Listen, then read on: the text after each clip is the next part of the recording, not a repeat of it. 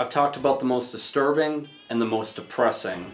And in this video, I figured I'd make it into a trilogy talking about the strangest albums that I know. Everything I'm going to be talking about in this video are albums that I find to be weird, different, bizarre, and odd. Basically, these are albums that make me scratch my head and I start wondering to myself, what exactly am I listening to, basically? And before I get into it, like always, I'm really curious to know what are albums that you find to be the strangest. Whether they be simplistic to the more abstract things out there in this world, I'm always eager to discover new music. And if I get the same amount as participation in the comments as I have been with the past two videos, then yes, the next video coming up will be the strangest albums that you know. So in traditional fashion, I always like bringing up the first band that came to mind when I was making a video like this. And for the strangest albums, when I was compiling a list, immediately my mind went right towards The Residents with their album Duck Stab.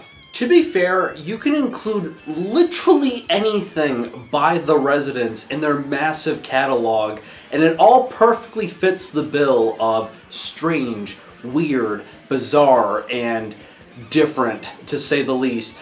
But for some reason, I've always found to be the strangest in their catalog, which I know is a bold statement when it's being compared to everything they've done, Duck Stab, because this is the album I've noticed where they do at least, I don't know, like the most amount of singing, and they do it in a lot of different ways, along with the fact too that nothing about this album in terms of how the songs are laid out are consistent even in the slightest, and it always just throws me off balance so much. Take for example the opening track on this album, Constantinople, that has these synthesizers that are very disorienting and noisy with like this ambient kind of like rhythmic sound that they do, with this singing that just adds to the disorienting nature because they have like these high-pitched vocals that they do, and the chorus goes, "Here I come, Constantinople, I am coming, Constantinople."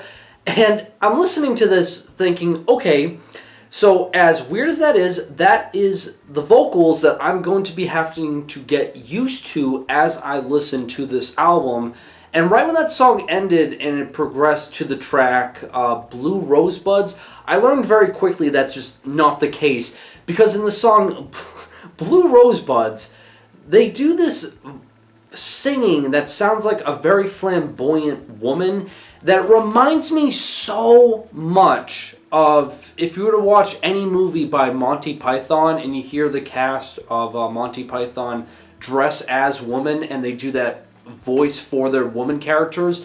It sounds exactly like that, which just makes me think the guys in The Residents definitely watched Monty Python movies and thought, yes, that voice, I need it in my music right now. Then you get to the track Laughing Song, where they change up their vocal approach again, but it's not necessarily singing that they're doing. It's more of like this underbreath type of talking that they do that has like this narrative sense, but it's very similar to what Les Claypool does in Primus. And just so you're aware, if you think Primus is weird and you wonder, where does Les Claypool and his band Primus get all of their influence from? It's all heavily borrowed from The Residents. So if you think Primus is weird, they're only weird because The Residents exist to begin with. I'm only scratching the surface of all just the weird and wild sounds you'll hear from basically anything you'll hear from The Residents. But again, if you just want strange music overall, The Residents' whole discography, regardless of the era, the time period, or who or what they experimented with, just everything they've done is truly one-of-a-kind music, whether it be good or bad, because it's just done in such a wild and strange, bizarre way, and they're in their own world, to say the least. But yeah, The Residents, it's a must whenever talking about strange music.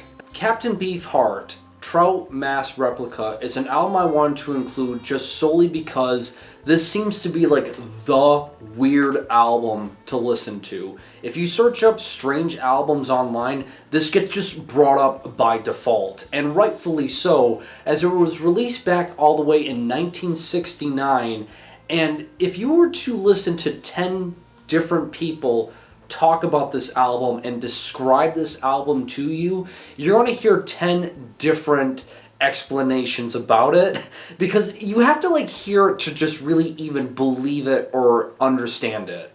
There's so many things happening that just don't make sense or don't add up, that it feels like they're doing the right thing and the wrong thing at the same exact time. From how the guitars are being played with these abrupt time signature changes, that it feels like they're playing them correctly and wrong at the same time. Then you have the vocals that feel so out of place, as they don't really line up with any of the instruments being played, that it just sounds like they belong in a completely different song. Again, it's just really fascinating to hear people try to characterize this album under one specific genre, that I've seen people call it avant-garde blues music, which is a handful of words that I thought I'd never put together. But I feel like it's because of this unconventional way that this album is being made. It's a huge reason as to why it's fascinated people for decades. And I feel like anyone who wants to really challenge themselves from the norms of music and hear something truly unconventional, this is like the apex of that formula, if that's what you're going for. And again, just like The Residents, it's a one-of-a-kind experience. The Shaggs' Philosophy of the World is considered by a lot of music critics as the worst album ever made. And I know a handful of months ago I did talk about this album briefly in a past video, but as the story goes with it, it's three sisters that all did not have any interest or desire to make music. But their mother had a vision or a dream that their road to stardom would be being in a band. So their mother and father consistently pushed them into making music. And back in 1968, I know it's the late 60s, this album would be released to the public. And what we got was a mess of an album, as nothing is in tune, nothing is in rhythm, everything is offbeat. Everything's just played wrong. Even their singing isn't like choreographed correctly. Just every little thing you can think of how to make music is wrong. And it's because of that as to why so many people that are music critics consider it to be the worst album ever made. However, all these years later, I've noticed more and more people seem to find fascination with this album. And I think the reason for that, if I had to take a wild guess, is they like unintentionally did something experimental, whether they realize it or not. But it's kind of aged like fine wine in this weird, like, interesting kind of way for people, because nowadays, music, when you hear it, it's always done correctly. There's all these producers and engineers and mixing and mastering that people do, along with just like grade A professional musicians, that everything's just airtight, nothing's wrong, there's no blemishes, everything is just pristine and perfect no matter what, especially what you hear on the radio. And then when you hear something like this, it just completely topples over anything you would understand of like how to make music right. And I feel like it's because of just this very incorrect way that they did everything. People find fascination with it now, at least nowadays. But I know for some respected musicians, when this album was released, there were a few that found a little bit of enjoyment with this kind of, again, experimental way that it came out sounding like, such as Frank Zappa and Sonic Youth. Cromagnon, with their album Orgasm, was released back in 1969. And can I just say, before I go any further into this, so far I've talked about 4 albums, and all of these albums have been released between the time period of the late 60s and the 70s. And one thing I've noticed about this particular time period is the most bizarre yet creative music, not for a certain genre, just music as a whole, came from this time period. And if I dive any deeper into it, I might want to do a video just specifically on just the weird music that was coming out around the late 60s and 70s. But anyway, getting back on track here, this album by Cromagnon is so ungodly odd because it just doesn't sound like it belongs in this dimension, let alone it sounds like it should have been released in 1969. This album just sounds like one giant art piece that its sole intention was to just experiment and just shoot in the dark and see what would happen. And what we got were sounds that just didn't really seem like it should have came out of the 60s. For example, there's a song on here, Caledonia, that has percussions of tree branches hitting a drum. Then you have these bagpipe organs being played as the rhythm section, along with vocals of like these shrieky, raspy screams that sound very similar to something you would get out of black metal. Especially, it sounds a lot like what Quorthon did in the early Bathory albums, only this came out 15 years prior to anything Bathory would ever do. And that's all just coming from one song on the album. The rest of the album consists of styles such as psychedelic rock, noise rock, and no wave. And some of those genres wouldn't really be a thing in music scenes for at least another decade and a half. So again, this album just feels like one giant anomaly in the timeline of music itself that is truly the definition of weird, bizarre, and odd. Diapsiquir's Anti is an album I brought up numerous times here on my channel, but I feel like I need to talk about it at least one more time because it perfectly fits the bill for this video. I've listened to this album numerous times throughout the years, and each time I listen to it, I'm progressively slowly starting to understand the concept for this album more and more. For example, the abbreviation for this album, Anti, stands for, at least when you translate it from French to English, of bitter, nervous, toxic, unstable.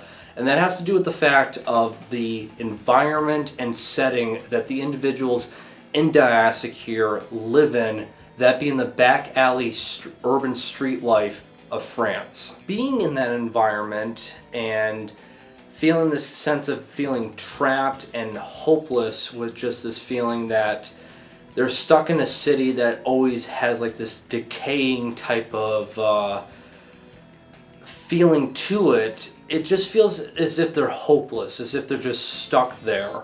And because of it, they deal with ways to cope with it, such as, drugs and sex and all different other kind of like perverse and kind of like almost taboo ways of just coping with that environment. And this album is just a giant reflection of their lives, essentially. But when you tie that together with how the music's being played, it's just so wild and different from what you're used to hearing in black metal anyway. However, the more I listen to it, the more I'm starting to wonder, I don't think this is a black metal album anymore. Sure, there are elements of it, but there's so many different other styles being played here that I can't really tell you the precise genre they're trying to do. And because of these wild and crazy types of experimentations that they do, they're often compared to Mr. Bungle, as if they're like the black metal version of it. And what's funny about that is in interviews, the guys of Diapsiquir are aware of that when talking about Anti, and they absolutely loathe the idea that they're compared to Mr. Bungle, as people who compare them to Mr. Bungle are only paying attention to just the wild and crazy experimentation they're doing and not take into account just the aesthetic, attitude, and culture of France. And it's really hard to pinpoint exactly where their inspirations lie. A lot of it has to do with street life. So yes, like hardcore bands and even hip-hop bands, to even an extent they take influence from Jedi mind tricks, is one of their inspirations. But I was talking to someone about this album as to where they would get their influence, like what is like the attitude and aesthetic of like the underground French music scene that Diapsiquir takes like inspiration from. And one person told me that they take influence, or at least their ideas, from the band Stoopy Flip, which is a pretty kind of like odd group to say the least, as they blend elements of techno, hardcore, and hip hop all together.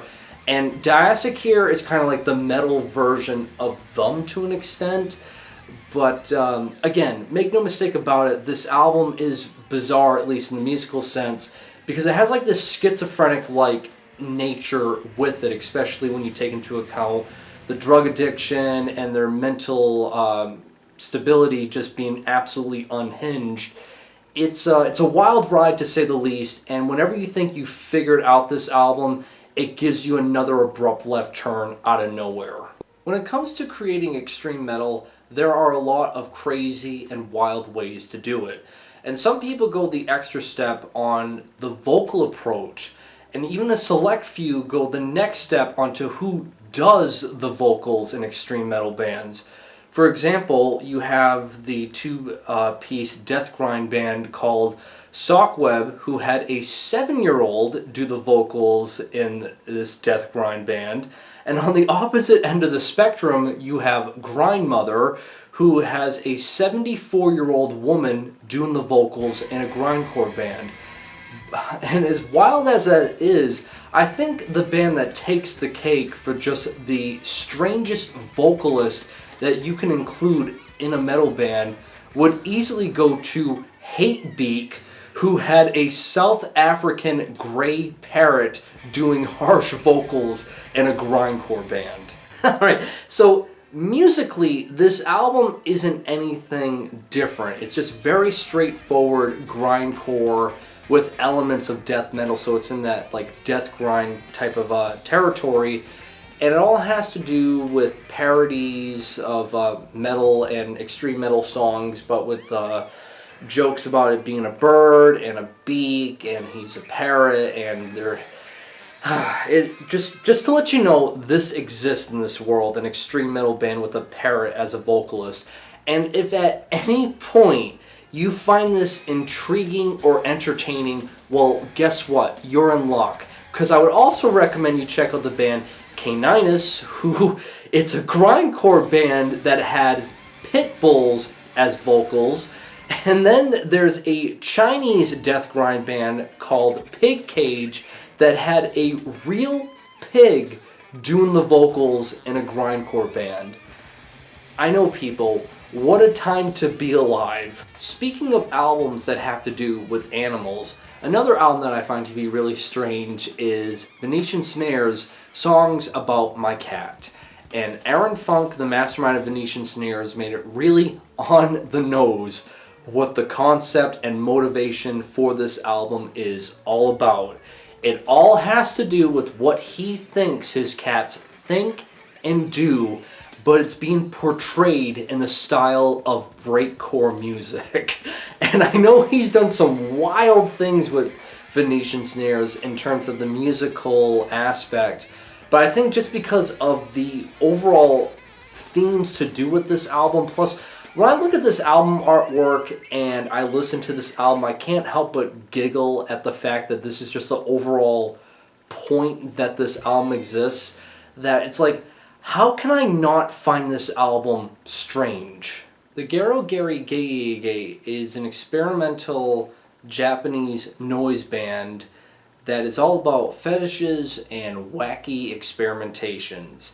And to give you an idea of the mindset of this group, the name, the Gerogerigegege, is two Japanese onomatopoeias for shitting and barfing at the same time. And when you go down the rabbit hole of their discography, you're going to hear some wild stuff, to say the least. Take into account their album Tokyo Anal Dynamite, which is their super ultra abrasive approach to noise grind, or their album Showa, that was shortly released after a Japanese emperor that passed away in the late 80s, and the music in this album is just an audio sample of a porno going off for roughly around 40 minutes. And even with their later stuff, they're still doing such wacky shit. For example, their 2019 album Yuga Sadani Apocalypse, which is a mixture of disco, psychedelic rock, and noise music. So that's put into a blender, and if you've ever wondered what that sounds like, well, it exists. Just like every other band and artist that I've talked about thus far, it's really hard to pinpoint exactly what is like their strangest album other than just like my biased picks. And with the Gerogerigegege, that's no different. Like, it's really hard to say like this is the apex of the strange and wild stuff that they've done. However, I gotta give it to their album Instruments Disorder, because it's an album that consists of 170 songs, and it's just all drums being blasted and noise being smeared over everything, that it's just super disorienting. And the best way that I can summarize this album from start to finish is think of someone having a spaz attack. And with most people, when they have a spaz attack, it only lasts like a few seconds. Well, what if that spaz attack went on for 38 consecutive minutes? That's what this album fucking sounds like. Nurse with Wound, A Sucked Orange is a mixture of dark ambience, industrial, and a lot of experimentation that it's really hard to pinpoint exactly the other forms of music that's being played here. However, the mastermind of this project, Steven Stapleton, is one interesting individual when you look into his biography, as he was heavily inspired by the surrealist movement that was happening in art around the early 70s and started doing Nurse with Wound around the late 70s. And when you listen to the debut full-length album being Chance Meeting on a Dissecting Table with a Sewing Machine and Umbrella, which I'm pretty sure that's the right title. I know his album titles and song titles are so ridiculously long, but when you listen to this album, it's a perfect representation of what you're going to get yourself into with Nurse with Wound, as again, he tries to take the aspect and visuals of surrealism and apply it to music. You'll typically get songs that range around 10 to 20 minutes long roughly, and a lot of the albums only consist of like maybe 2 to 3 songs max. And what the overall components and writing approach that he does is he'll usually have songs being played on a loop of like this rhythmic, like dark ambient noise. And that's supposed to give off like a backdrop of something familiar that you're used to hearing in music. However, where the surrealist part comes in is where all of these kind of like different sounds and textures that he experiments with the keyboards and electronics gets played over it, that you really start to wonder exactly what is supposed to be the thing you're supposed to pay attention to the most. And that's where the surrealist aspect kind of comes into play. But again, it's done over long periods of times, and these songs ranging around 20 minutes long, that this process gets being played out. However, on the album A Sucked Orange, this is all being done in 29 different songs being played around roughly 3 to 5 minutes long. And with that approach, this album just becomes disorienting in terms of like what I'm trying to pay attention to, what sounds I'm supposed to get familiar with that I find some ease or comfort. It always feels like it's throwing me on a different edge of the playing field of what you can do with music. It's easily the album where Steven Stapleton really just let loose with every single idea he must have had in his head. And for me at least, I know this is again a bold statement when you talk about Nurse with Wound with just the massive discography that he has with all the different experimentations and people that he's collaborated with throughout the decades that he's been active with this project. But this just feels like the most like let loose, carefree, just all guns, wild blazing ideas he always thought of just being brought to light non-stop for 29 songs, and it's a wild fucking ride. Jandek's Ready for the House is something. There's not much information about the individual behind Jandek's, and really when you find out information about him, it's all from other people that know of him or have heard stories about him, so he's quite the anomaly in the music world. However, in the album Ready for This House, it's roughly around 44 minutes long, yet 40 of those minutes are the exact same thing. It feels like being played over and over again. It's a very, very minimalistic album that has this one guitar pattern being strummed out over and over again. However, it's not even correctly tuned. However, it's tuned in the sense of what Jandek considers to be the black key sound. And because of it, it has almost like this kind of like reverb effect with it. Then you have his vocals that just have like this lazy kind of like singing approach that's just like there, and it just kind of drags the album out. And I don't know, there's something about it that you feel like as if you're half awake listening to it. Like, no matter how much attention you try to give this album, it always feels like only half of your brain is like processing everything. However, when you get to the last track on the album, this is where it finally feels like something happened, and there's an electric guitar being played, and the chords finally change to something different. It's, in the musical sense anyway, something that almost reminds me a little bit of the Shaggs, but it's done in this intentional way now. And I don't know, it's just such an odd listen that I feel like it had to be mentioned in this. Suicide, with their debut full-length self-titled release that was back in 1977, again, another 70s album, had to be included. I don't even care if this is like an album that's just gaining slightly more attention throughout the years because people are realizing how ahead of its time that it was. And yes, I'm one of those people who's late to the party, but it doesn't change the fact that just for 70s standards and musical standards as a whole, this album is very abstract, to say the least, as it has like the attitude of punk, but the musical execution of no wave music, before no wave and new wave was even a thing. It just feels like it came out decades before it should have.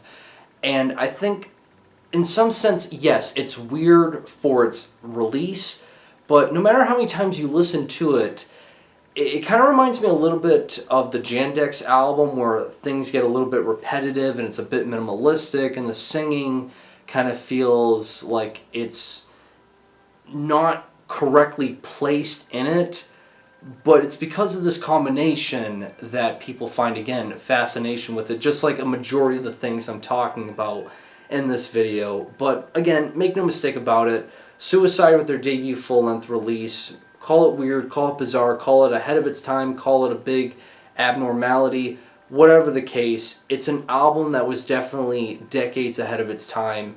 And thankfully in this day and age, people like myself and many others can look back on it and discover it as this little kind of like gem in abstract music in the 70s. Naked City's Grand Guignol had to be included, and shocker, again, another John Zorn album is going to be brought up here, because the last time I talked about him, I stated that he is the definition of a madman in music, because I brought up Crystal Knock in the most disturbing albums that I know, and here I am talking about him again doing Grand Guignol as one of the strangest albums that I know. So again, I've said it before and I'll keep saying it, John Zorn is a madman of a musician. When it comes to this album, however, it's a mixture of, again, free jazz and grindcore, as that's a majority of John Zorn's bulk of work. However, this album feels as if there is no sense of direction, as the first 17 minutes of this album, that's all a part of the first track, it's like a mixture of electronic noise and industrial, and the free jazz is kind of like being spread around that and these bits and pieces that always feels like it's going to lead to something, but it just adds to the disorienting nature of what you're hearing. It's an album that's really hard to make heads or tails of what exactly it's trying to do, and it goes on for 54 minutes, and it just sounds like a giant jigsaw puzzle is happening, as if John Zorn himself, along with his bandmates, don't really know exactly what they're trying to do. There's a strong essence of improvisation being played out throughout its whole runtime. Going off of a personal bias, yeah, there are a lot of albums out there and so many different styles of music that have like the same mindset being played. However, I guess it's just more substantial to me, again, in this biased mindset, when you look at John Zorn's work and even in Naked City's discography, and you just have like this just weird, I don't know, creation in the middle of the discography that just feels like this thing that shouldn't exist, but it does. I don't know if he was just testing the waters of what he could do. I don't know if it was just like this big art piece for the band Naked City. Regardless, I guess just again, from everything I know John Zorn's work, I truly feel like this is the weirdest thing that he's done, which that's saying a lot, because just even the fan favorite albums like the self-titled Naked City album, that's weird. And I mean, that's an album that inspired Mr. Bunghole to begin with, and even that feels tamed compared to this album. Archaia, with their self-titled release in 1977, again, another 70s album, is a mixture of avant-garde rock and folk rock that it's often compared to that of Comus's First Utterance. And while First Utterance is this really freaky blend of progressive rock and folk music that often is criticized in a positive way for really influencing neo-folk as a whole, it sounds like you're in this, like, I don't know, folk tale nightmare listening to this album. And while Archaia has like a lot of similarities to it, I feel like it's done in a completely different direction with this electronic inspiration that they took with it, because it feels so much more alienated from anything else that was happening in folk music for its time, and just folk music to begin with. The album sounds very dark and harsh for a folk album for the 70s, and it's all the more abstract when you take into account that the lyrics that are being sung on the album are all done in a made-up language called Zol. Overall, I would definitely recommend this to anyone who wants to get into more abstract folk music. And again, another great addition I feel like for this video. And the final addition will be Patty Waters Sings. The funny story about this album is I discovered it when I was doing research for the most disturbing albums that I know. And when I was searching up disturbing albums online, this popped up, and I was very confused by it because I only listened to roughly around the first 5 or 10 minutes of it. And it's just Patty Waters, this individual, singing on the album that's done in the style of jazz rock. It's kind of like jazz lounge music. It's really relaxing and nothing I would find weird or disturbing or any kind of like strong emotional reaction I would get from it, other than it's just kind of like easy listenings. However, when you give this album your time and listen to the second song being played, this is where things get ungodly odd, because it goes from this calming jazz rock lounge music that this woman's singing to just her now screeching like very loudly, to the point that it sounds like as if you took your nails and just scratched it on like chalkboard, is what her screeching sounds like. And just the giant contrast between the two approaches that she does with her vocals, it's like, it is so fucking weird, because like all I can think to myself is, why? And that'll do it for this video, guys. I know this is a bit longer than the typical videos, but I wanted to include as much as I can as to what are the strangest albums that I know. Again, really curious to know what are albums that you find strange. Please let me know in the comments. And yeah, other than that, like always, links provided to everything I talked about will be in the description below. Make sure you guys drink plenty of water to stay hydrated, and have a great day.